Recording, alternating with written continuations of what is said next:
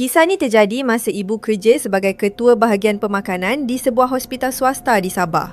Ibu memang dah biasa nampak kelibat kat sana. Jadi dia selalu buat tak tahu je. Satu malam tu, ibu stay kerja sampai 11.56 malam sebab semak senarai makanan pesakit. Memandangkan belum solat isyak, ibu naik ke tingkat 5. Kat situ ada bilik besar dan lapang yang dijadikan surau. Ibu ambil wuduk, bentang sejadah dan bersedia nak menunaikan solat seorang diri di dalam surau besar tersebut. Entah kenapa, ibu cuma buka suis lampu bahagian depan, tempat dia solat saja. Bahagian belakang surau dibiarkan bergelap. Masa tengah solat, ibu dah mula rasa macam ada yang sedang memerhatikan tindak tanduknya dari kawasan gelap tu. Tapi ibu abaikan saja.